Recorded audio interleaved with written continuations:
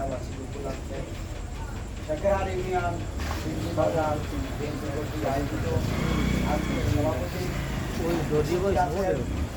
বাংলাদেশ জাতীয়তাবাদী দল তালুকারী সংগ্রামী সভাপতি এবং আজকের এই অনুষ্ঠানের প্রধান অতিথি জনাব উপস্থিত আছেন বাংলাদেশ জাতীয়তাবাদী ওলামা দলের কেন্দ্রীয় কমিটির সদস্য, ওলামা দল জেলা ওলামা দলের আহ্বায়ক এবং সদস্য জেলা সামরিক সম্পাদক মাওলানা সাইদুর রহমান, উপস্থিত আছেন শেখেরহাট ইউনিয়ন বিএনপি সহসভাপতি সমাজ, উপস্থিত আছেন শেখেরহাট বিএনপি সহসভাপতি আলোক মাস্টার, উপস্থিত আছেন শেখেরহাট ইউনিয়ন বিএনপি সাবেক সভাপতি, উপস্থিত আছেন ভালো কাজী মেহমান, যুব দলের অন্যতম আহ্বায়ক কমিটির সদস্য রুবেল ফকির, উপস্থিত আছেন মিরাজ, উপস্থিত আছেন রোবেল, উপস্থিত আছেন পার্শ্ববর্তী ইউনিয়নের বিএনপি সাংগঠনিক সম্পাদক, উপস্থিত আছেন মহিলা দলের এবং আমার বন্ধুবর, আমার সহযোদ্ধা মাসুদ রানা মিস্ত্রির সীমা আক্তার, উপস্থিত আছেন এই ওয়ার্ডের আশপাশ ওয়ার্ডের সভাপতি সম্পাদক এবং যুব দল, ছাত্র দল এবং স্বেচ্ছাসেবক দল এবং এই ওয়ার্ডের বিএনপি নেতৃবৃন্দ সকলকে শেখেরহাট ইউনিয়ন বিএনপির পক্ষ থেকে শুভেচ্ছা ও অভিনন্দন।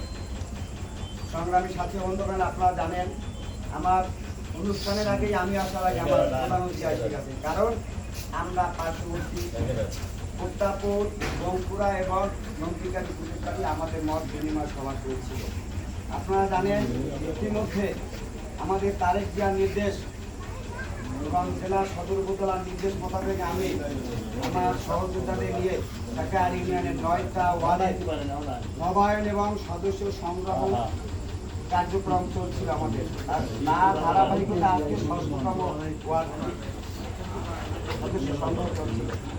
আমি রাজনৈতিক আলোচনায় যাব না, আমি আসতেছি আমাদের দলকে শক্তিশালী করার জন্য তারেক জিয়ার নির্দেশে, জেলা সদর উপজেলার নির্দেশে আমাদের একটা নতুন এজেন্ডা দিয়েছে যে বাংলাদেশ জাতীয়তাবাদী দল বিএনপিকে শক্তিশালী করার জন্য এবং এই শেখেরহাট ইউনিয়নকে শক্তিশালী করার জন্য সদস্য নবায়ন এবং নতুন সদস্য সংগ্রহ কার্যক্রম চলমান।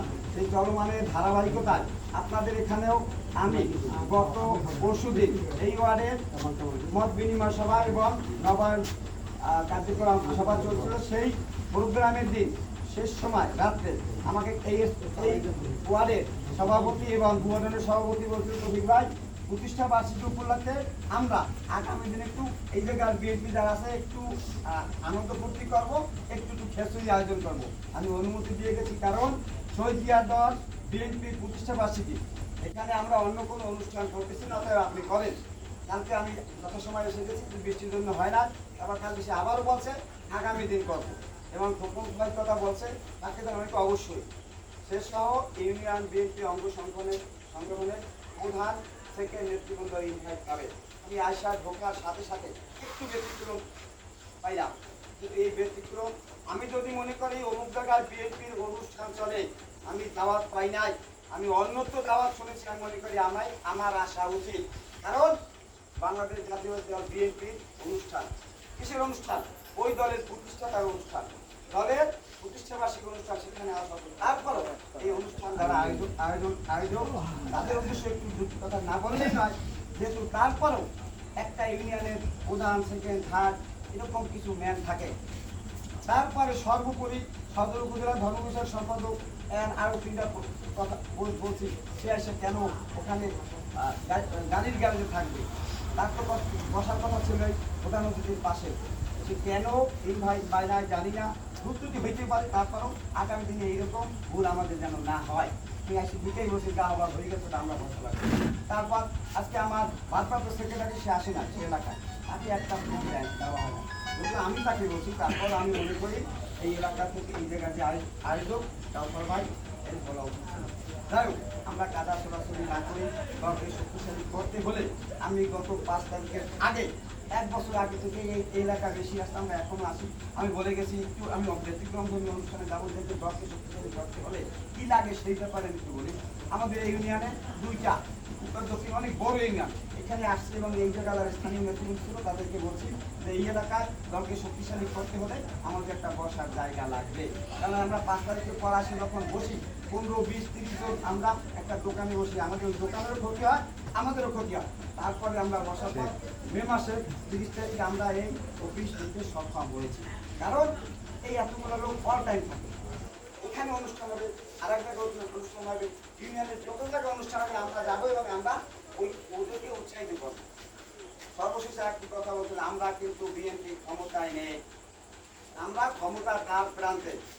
আপনারা বলবেন না যে বিএনপি ক্ষমতা গেছে, জামাত ইসলাম কিন্তু এখন মোটামুটি আগাই আছে, কারণ তার সাথে অন্যান্য ইসলামী দল ঐক্যবদ্ধ হতে চলছে। জাতীয়বাদীকে ফেলে দেওয়া যাবে না, তার সাথে আওয়ামী লীগের দোষর, আওয়ামী লীগের প্রত্যাখ্যার সাথে আছে। তার কারণ আপনারা যখন দেখছেন ঢাকায় বিপিনুকে আঘাত করছে কার ইন্ধন এইটা হয়েছে। অর্থাৎ জামাত জাতীয় পার্টি তারা কিন্তু পালানো দল না। অতএব আমরা জানি নাবদি যে আমরা ক্ষমতায় এসে গেছি, আমাদের ক্ষমতায় আসতে হলে আমাদের ভোট লাগবে। সেই ভোটের জন্য আমরা যত পারি সদস্য সংগ্রহ করবো এবং এক সদস্য 5 জন জানাবো। এবং আরেকটা কথা বলতে, আমরা যারা সদস্য সংগ্রহ করতে যাচ্ছি, আমাদের ভোটের মাঠে পুরুষের তুলনায় মেয়েদের সংখ্যা বেশি, আমরা যেন ওই মহিলা ভোটারও সংগ্রহ করি।